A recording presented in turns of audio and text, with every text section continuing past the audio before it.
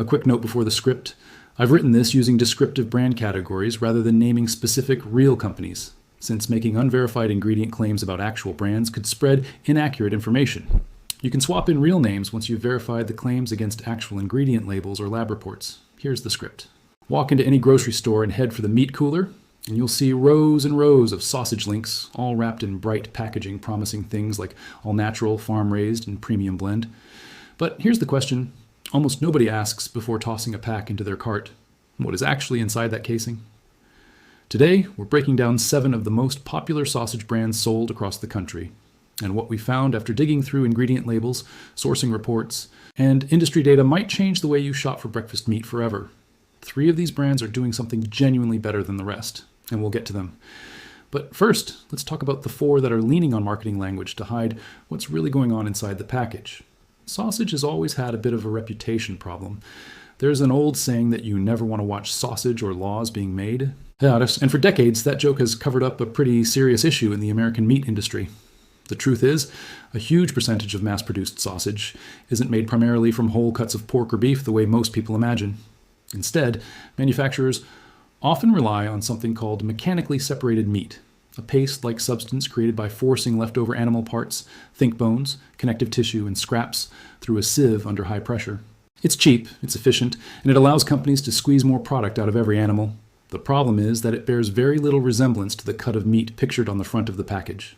Then there's the filler question. Many popular sausage brands pad out their product with things like mechanically processed cornstarch, soy protein concentrate, and textured vegetable protein. These ingredients aren't inherently dangerous, but they are cheap bulking agents that let a company use less actual meat while still hitting a certain weight and texture.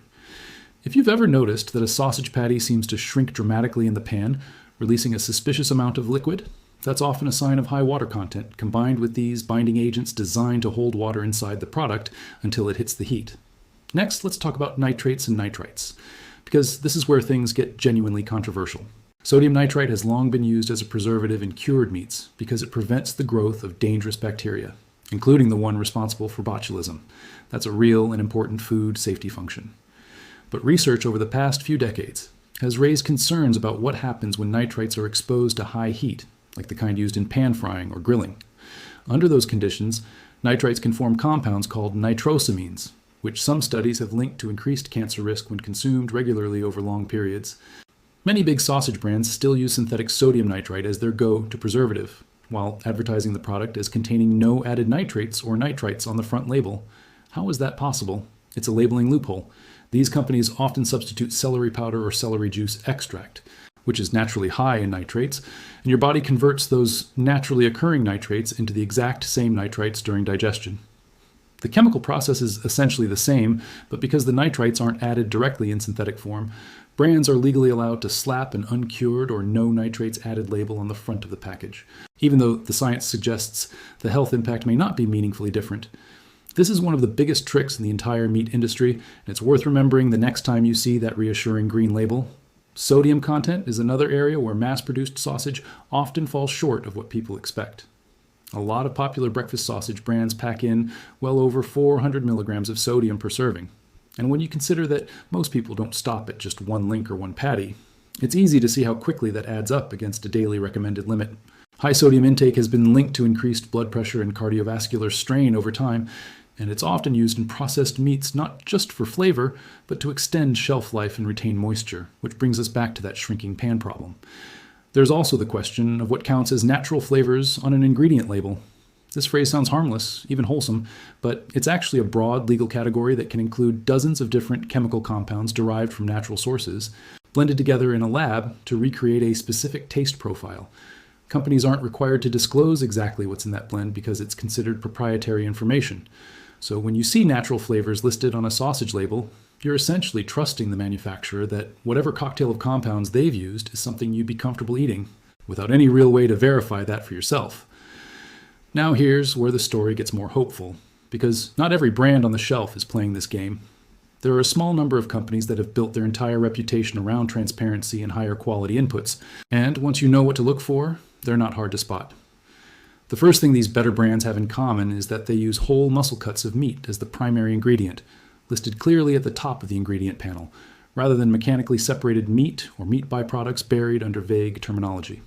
When a company is confident in its sourcing, it tends to be specific, naming the cut, the farm program, or even the region the animals came from. The second marker of a better sausage brand is the casing. Traditional natural casings are made from cleaned animal intestine, and they give sausage that satisfying snap when you bite into it. Cheaper mess. Produced brands often switch to collagen casings made from processed hide, which are more uniform and cost-effective to manufacture, but don't offer the same texture or, in many cases, the same level of traceability back to the source animal. Brands that stick with natural casings are usually signaling that they care about the traditional process, not just speed and cost savings. The third and maybe most important marker is how these companies handle preservation. Instead of relying on synthetic sodium nitrite or the celery powder workaround we talked about earlier, some of the better brands use higher salt content, smoking techniques, and shorter supply chains to reduce the need for heavy preservation in the first place. Because their product moves from farm to store more quickly, they don't need to chemically extend shelf life the same way a sausage that's been sitting in a distribution warehouse for weeks might require. This is a genuinely different business model, prioritizing freshness and turnover over long-term shelf stability, and it usually comes through in both the ingredient list and the price tag. Speaking of price, let's be honest about the trade-off here, because better ingredients almost always cost more, and that's simply the reality of the current food system. A pack of sausage using whole cuts of pasture-raised pork, natural casings, and minimal processing is going to cost significantly more per pound than a value pack made with mechanically separated meat and synthetic preservatives. That price difference isn't necessarily a scam. It reflects real differences in how the animals were raised, how the meat was processed, and how quickly the product moves through the supply chain. Whether that price premium is worth it for your household is a personal decision based on your budget and your priorities, but at least now you can make that decision with actual information instead of just trusting a green label that says natural. So how do you apply all of this the next time you're standing in the meat aisle? Start by flipping the package over and actually reading the ingredient list, not just the front of package marketing claims. Look for whole cuts of meat listed first.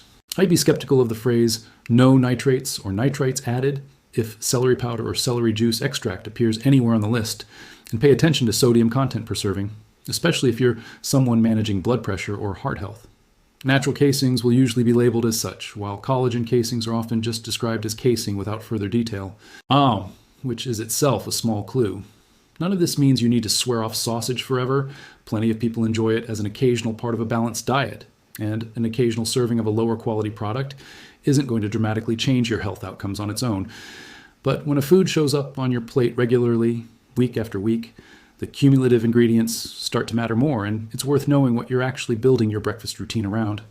The food industry has gotten remarkably skilled at using label language, package design, and clever loopholes to make processed products feel wholesome, and sausage is one of the clearest examples of that gap between marketing and manufacturing.